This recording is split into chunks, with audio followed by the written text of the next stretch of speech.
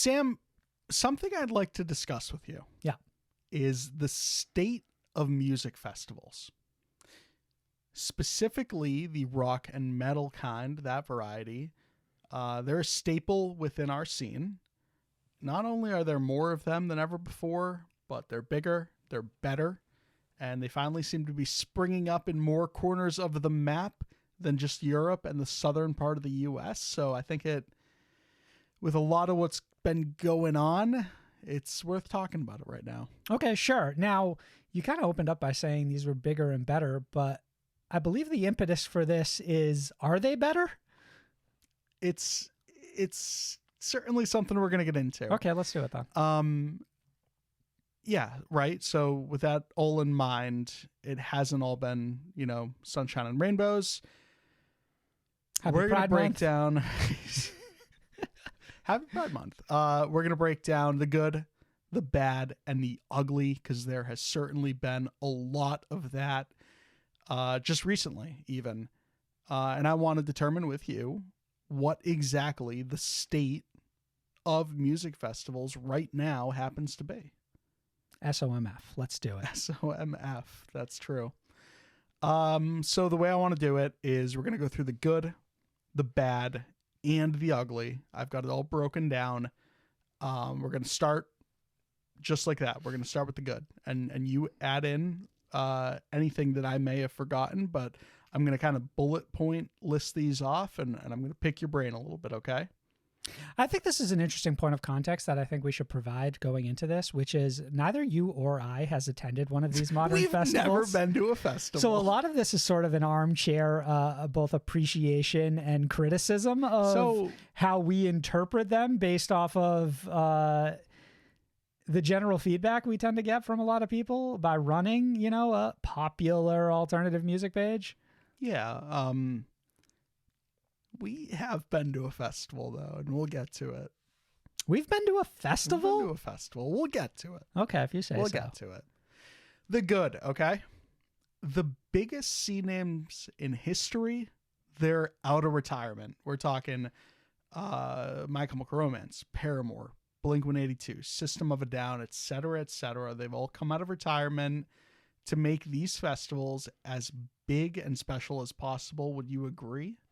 Yeah, it's almost charitable in a sense what a lot of these bands have done, like System of a Down said the state of rock and metal music needs to be emboldened by us in particular so that these festivals can continue to exist, right? Yeah. Because as it's well known, there hasn't been a headline level act since I believe My Chemical Romance came onto the scene about 20 years ago, which is why every headliner has been essentially a fluctuation of 12 major household names. Well, so that's why I kind of emphasize the coming out of retirement, right? Because I feel like for especially the past decade, like pre-COVID, it was the same lineup year after year after year. Okay, so you're saying in that sense we have improved.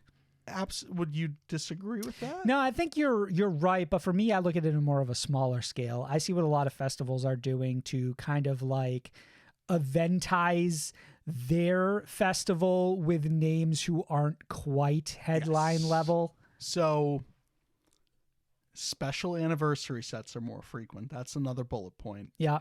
An additional bullet point sort of on that topic is that our fallen heroes are returning in what feels like spades, and it's year after year. So suddenly, I think the best example of this right now is Blue Ridge Rock Festival, who are incentivizing bands with money, I guess. No, certainly that. to return. And so far this year, we have confirmed for Blue Ridge 2023 special performances by Icy Stars. It'll be their first time on the stage in years. Bless the Fall, same thing. The Color Morale, even. Smaller names, certainly. But again, a band that I wouldn't see returning if it weren't for a festival like Blue Ridge to drum up that anticipation and that hype. Right. The big business of festivals allows them to kind of go out there and offer probably more money than these artists may have gotten if they were to, say, jump on a support role in an upcoming tour or something. and put them in front of a bigger crowd than maybe otherwise just an anniversary date on its own at some like House of Blues would allow for, right? And I think even last year, like a good example of this is Woe Is Me returning. And I think that was not with Blue Ridge, but it was with like Monster Mash. Which I think is a put on by the same organizers of as So What, I believe. So What, yeah, South by So What. What I'll also say is that the younger, more modern acts are also suddenly approaching headliner status. And when I say that, I'm talking about acts like who, Sam? We're talking about the incredible rise of bands like Spirit Box and Bad Omen, Sleep Token, Lorna Shore, and then the artists who have always kind of been extremely popular in this scene, like Bring Me the Horizon, or I suppose in Asking Alexandria makes a lot of sense there. Yeah, bands that had been the Torch Pierce the Carriers, Veil. Sure. The Torch Carriers, but also like now suddenly you've got this young blood, this fresh faces that are, you know, their logo is just year after year getting bigger and bigger on these tour posters. It's because they're having meteoric rises in the same way that bands like Ask Alexandria and Bring Me in some capacity did, but 10-15 years ago when those bands first exploded, the slotting I don't think matched up on these festivals. Yeah, I think what I like sort of in an abstract sense is this sort of modern meets nostalgia that we're doing, where we're saying, hey, come here and see Yellowcard perform Ocean Avenue for the start to finish for the first time in 17 years.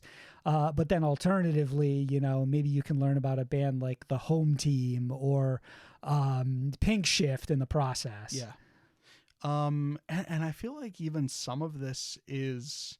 It's what Warped Tour used to provide us in spades that I won't say we took for granted, but we have certainly lost up until recently. Yeah. But I think what we're also seeing too is like, I don't know if without how big these music festivals, like these underground ones, these rocker festivals, these metal festivals, especially like suddenly stateside where there's a bigger presence than there was, because Europe's always had these downloads and not rock M rings, like Jaron Air, all these bigger ones that are Hellfest. Massive Hellfest.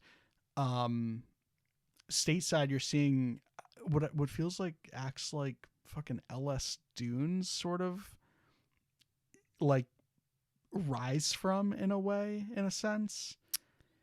Okay, that's an interesting perspective. I mean, obviously, the reason Europe did this is that more often than not, bands are coming out there nowhere near as often as they're touring here, bands specifically from the U.S. So it's them kind of taking advantage of that and putting on like these big events, and you have this opportunity to see all these bands who, you know, usually you are not as likely to catch or as frequently as we are over here. But the funny thing is now bands are kind of just, what's strange is that, like, in a sense, I don't feel like we need festivals the way Europe kind of feels like they need festivals, because it's not like all of the acts here are like, hey, come check out these 50 acts from like Europe or Australia or some other part of the world that you might not generally have the chance to, that we're giving you the opportunity to catch. Here it's almost just like festivals are becoming part of tour routing, which is just like, hey, we're playing Virginia this year, but we're playing Blue Ridge. You know what I mean? Yep. Like, hey, you can go catch us in Oklahoma at Rocklahoma. Like that's our stop of this tour. And then like, I feel like we're starting to see a lot of like overlap in shows where it's like bands are routing themselves specifically so that their bundles all hit this one date. Yeah, we'll get to the bad or the ugly, I think, which is where I would actually slot that under. Okay. But a few more points I wanted to make is that I think with all that in mind, the lineups are even more diverse than ever before. Sure.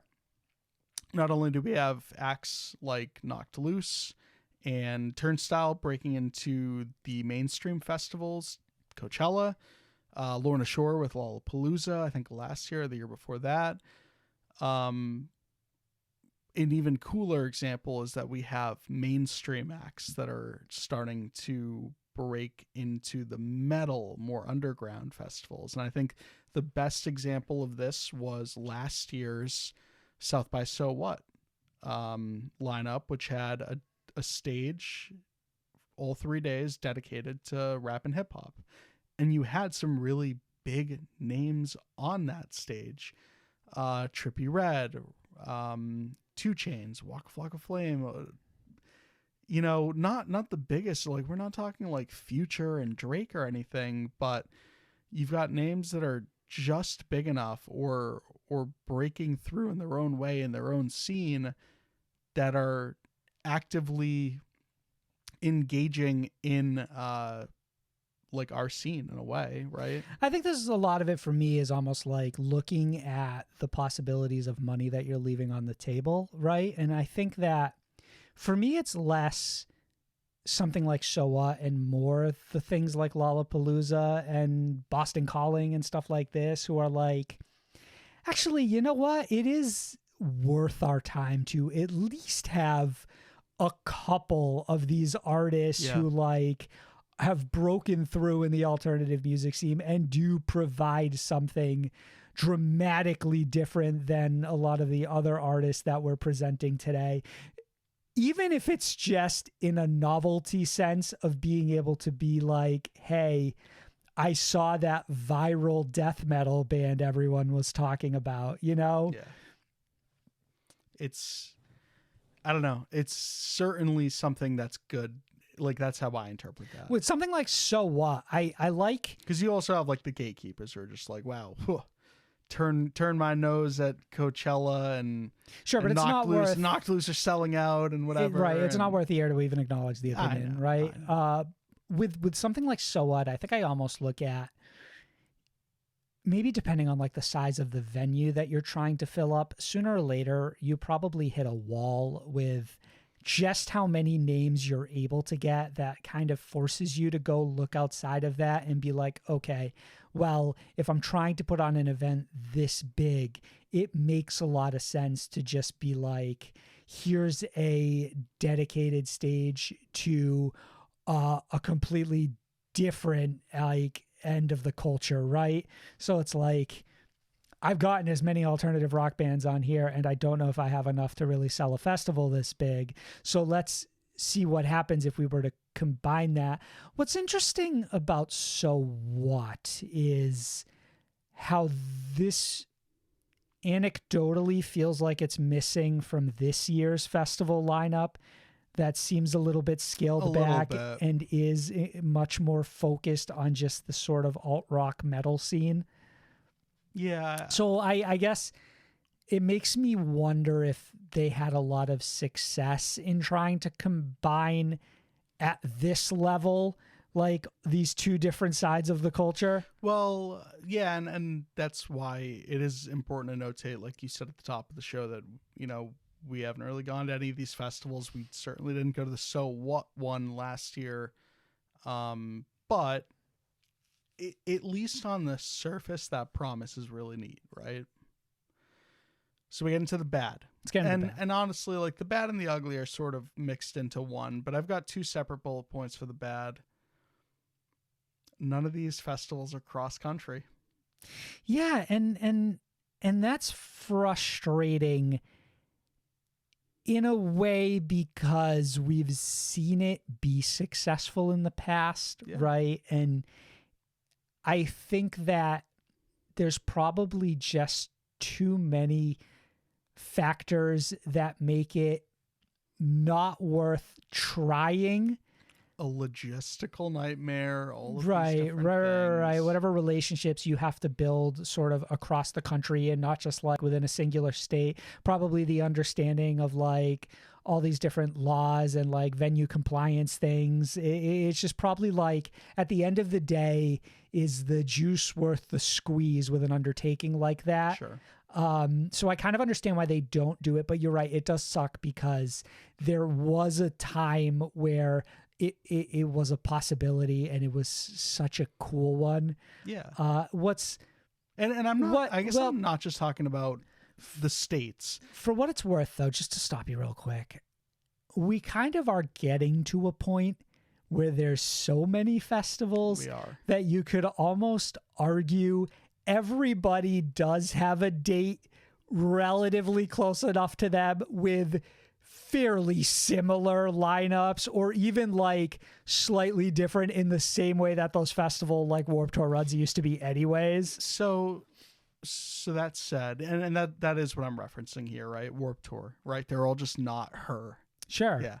But it's not crossing the United States or any country, any states for that matter, is what I mean. That's at a small level. We are still seeing it a little bit though. Like Sad Summer. Right. You have Sad Summer, you have Chaos and Carnage, which like they are aspiring to be like a certain level of that, just like incredibly scaled back.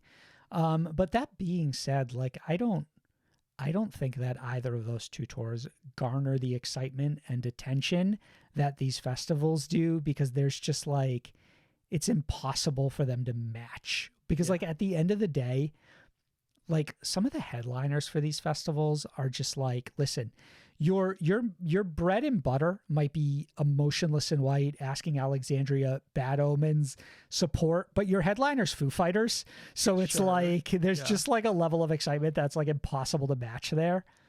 I think that is some of the bad though too, because especially last year you saw it, you have the return of My Chemical Romance and Paramore to the festival setting, but it's just not just one festival that gets it. It's suddenly all of them. And to some degree, you're right. Like, you know, you might not have a Warped Tour anymore, but the place that is happening in your state or near your state is essentially the same thing that everyone else is getting 500 miles in any direction, because it's all the same bands performing on it to some degree, right? And again, you've got like... Right, like they all have different names, but at the end of the day, Sonic Temple, Rocklahoma, what was the one they just had? The Daytona, Rockville, right? They're pretty much all the same festival for different like territories. Right, you throw a dart at any of the names on those lineups and they're going to show up in at least one of the other ones. 75% chance they're on another one, right? Outside of like a couple special performances. Again, Blue Ridge being one of the standouts there. But for the most part, especially those that you named, like a lot of the same headliners. You look at the routing on tour posters for a lot of these bands, all of them have that asterisk. All of them are performing at Rocklahoma, Rockville, Rock on the Road, Rock on the Range, Rock wherever, Shiprocked.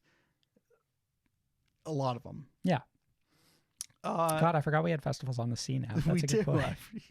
I guess that's something good. I don't know.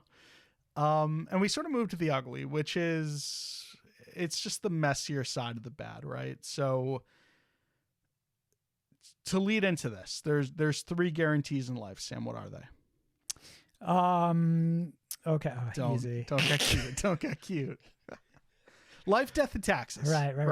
That's the God honest truth. With music festivals, it's a little different. You've got 3 guarantees. I'm so pissed my brain wasn't snappy enough to... I was going to be like, Bring Me the Horizon, We're Never Heavy Again. And then I remembered. And then I was going to be like... For every 3 music festivals, these are your 3 guarantees. One will be canceled on short notice. Another will be a massive shit show. And the third, for the most part, will take place successfully. Okay, so let's fair assessment. Let's define the 3. So canceled on short notice, I feel like is explicitly acknowledging the when we were young Windageddon. Windageddon, Right. yes. But interestingly enough, we recently had one, I think within this last week, like the download, Germany's Download Festival got canceled. Yep. On May 30th, the event taking place from the 23rd of June to the 24th. So not the worst example of short notice, but at that point, attendees, they've got their hotels booked. They've got their tickets purchased, right? And one of the guarantees isn't that a lot of that stuff will get refunded, right? Like that's not a guarantee at the moment. Slam Dunk Festival just last weekend, it was anything but, you guessed it, a slam dunk, right? So Slam Dunk 2023, its organizers issuing an apology 2 days after the final event of the weekend to festival goers after a number of concerns expressed to them before, during, and after that whole festival took place. I think one of the most fascinating aspects of Slam Dunk is just how much this noise was able to bubble to the surface, because when you have an event that is meant to service thousands upon thousands of people. And just to cut you off for a second, that's the example of it being a shit show, and that's the example of the refund situation being very foggy. I think that this idea that when you're trying to service thousands and thousands of people, that you would have a lot of them walk away disappointed is almost like, well, that's just business, baby. Yeah. Like, we're never going to please everyone. I don't know that there's a perfect event, right? Like, someone's going to get stuck in traffic. Someone's parking's going to suck. Someone's going to, have a hard time making their way from like one end to the other. And I think that most of these festivals try their best to make sure that they capture as much of the possibility of them failing so that they don't have so many of these comments come up that it feels like everybody had a bad time. So it's crazy to me that Slam Dunk, they had just enough failings where there were so many voices, people who otherwise wouldn't have noticed, because I bet you, and this happened with Blue Ridge a couple of years back too, where people were like, oh man, the parking situation's a fucking nightmare. Fucked. And Security, it's like, fucked. But the thing with Blue Ridge is that, like, I think it was their first year. And Slam Dunk is a festival that's been going on like for second, I think. Right, but Yeah. but they were like really early on.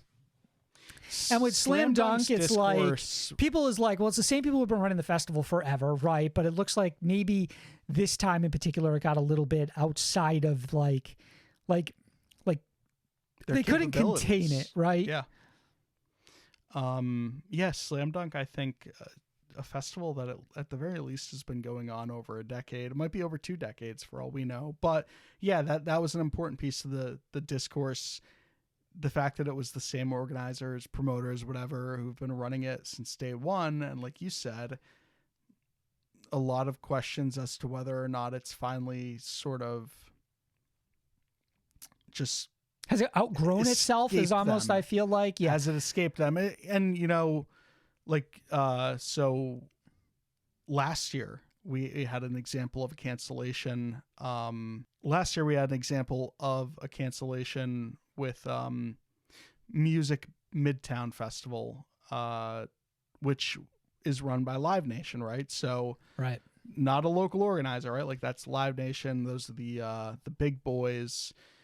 Over gun rights. So less of something. I had completely forgotten about that. Yeah. Less of something that you can control as a festival organizer, right? Because at that point it's based on state ruling. So and Music Midtown is not a metal leaning festival by any means, but last year their headliner was My Chemical Romance, Future as well.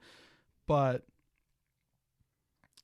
at the core of that cancellation was the fact that organizers and artists learned that it was impossible for them to stop people from carrying guns into the crowd, which you had people who were fueled by alcohol, et cetera, et cetera. It was just not It's a going to terrifying be a proposition. safe environment, Yeah. right?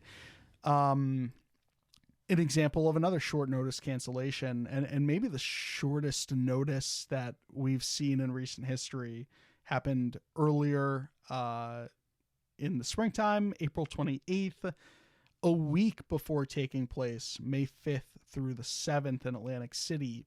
Bamboozle Fest 2023 canceled. This I think is one of the biggest fuck ups for festivals in general, because This the was level one of the catalysts size, for this whole conversation. right? The size of Bamboozle, the fact that it was like the official return of the festival, The fact that it had a history, right? I mean, for a very, very long time, Bamboozle was a festival staple, at least in the United States, which didn't really have a ton of music festivals, metal and rock leaning, in the same way that Europe has had for years and years and years. Yeah. For a long time, it was really just fucking Warped Tour, Bamboozle. And if you didn't go to either of those, you didn't really go to a festival in the States, right? It had a loaded bill. People were already en route to Atlantic City right? to perform. Bands had routed their tours to go, right? Exactly. Fans had purchased hotel tickets, all that, and then suddenly just outright canceled. So a little crazy. More examples, and we'll sort of breeze through these, but like you have example of newer fests that imploded before they took place. Kentucky's Irate Fest, which again imploded due to some really stupid actions on behalf of the organizers of that event, which I think prompted dozens of bands to pull out like weeks before this event even was going to take place. I think it's crazy that we've developed this understanding that all it takes is one or two. Fire Festival is the perfect example, right? Like one or two individuals who just truly are not well versed or Who don't trustworthy get it. enough Yeah. to run a festival like this, of this scale, right? And the way that like it could just completely fall apart all on the back of like one or two people. Yep. Yeah, I think overall it's been messy. When We Were Young Fest is really just one of the best examples of this overall, where it's like, okay, so canceled for decent reason, right? Safety at the top of mind. It's the least you can ask for from these promoters. However, you were also selling individual tickets. Like it wasn't just 3-day passes with When We Were Young Fest, because it was never really sold as a 3-day weekend sort of event. Or I mean, Initially that was only meant split to be a singular day, right? And it ended up being split over the 2 weekends, right? Where it was suddenly Saturday, Sunday, and then also Saturday of the following week, right? But like you said, initially it was just a 1-day affair. Had it only stayed that one date, the biggest music festival stateside that I can remember, especially in the metal scene, would have outright just not have happened last year. Right, that would have been catastrophic. Absolutely Would have catastrophic. been nuts. Right. So yeah, I mean, that's the breakdown. I think that for as much good as there is, there really truly does seem to be an equal amount of ugly and bad in there. And I ultimately don't know where I sit with what I think the state of music festivals is.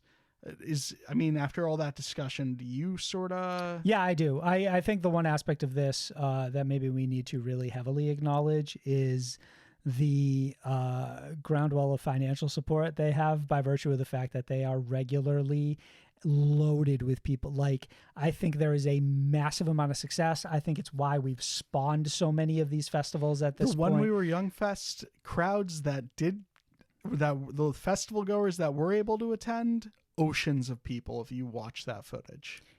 You even look at something like Slam Dunk, and I think they were criticized a lot, and I don't know 100% the validity of this criticism that they oversold, right?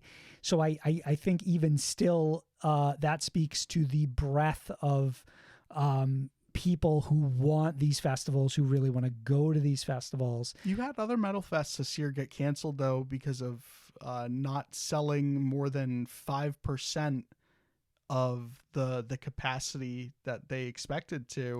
Bamboozle argued this as well. I think. I think that might have been Bamboozle. I was referencing a smaller like metal one. I think there's always an opportunity to kind of like drop the ball and not quite put together a lineup maybe that does manage to get people to show. You know, Bamboozle spoke a lot about how they didn't really have a true headliner in the way that they had in the past. You know, they had plenty of big names that you and I are familiar with inside the alt music, but not, you know, there wasn't that Avenged Sevenfold, System of a Down, Foo Fighters to really anchor the entirety of it. I think that you have to, you know, maybe in a way that So What has looked at scaling back a little bit and said, you know, we can sell this level size of venue and we can be really successful, but you know, we have to make sure that our expectations are in check, right? Sure. Because you can fuck this up as well. Yeah. But there's more success stories than failures.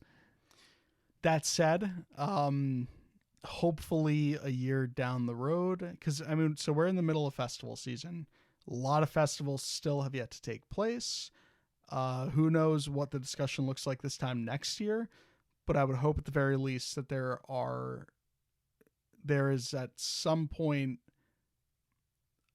like more pros than cons here. There's a lot of cons at the moment, a lot of messy ones. I think when you're looking at anything that is this big, there's just so much wiggle room to have cons that you're saying it like it's sort of built. It's a built-in feature almost. Yes. Not too big to fail, but what I'm saying is that like it's that in a combination of everyone having a speakerphone that they can go sit on immediately after their experience. That like this stuff might have always been happening and you didn't hear about it. I mean, we certainly have heard a lot of stories about Warped Tour since that's ended where, you know, people look back and it's like, wow, I had real rose-colored glasses about that whole experience, right? And I think part of that is just that you weren't able to reach critical mass the way you are now just by venting about your experience, right?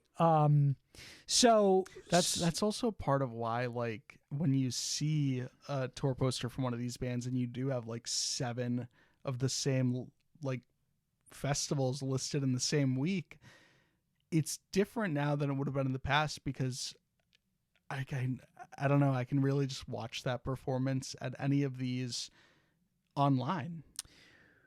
Like I can just go to the band's socials and it's the same performance. But it'll never be the same experience. I think you kind of touched on one thing that we didn't really talk about a lot, though, and this is me not being able to really verify if this is true, but kind of getting the feeling that it's likely the case bands make more money from these festival appearances.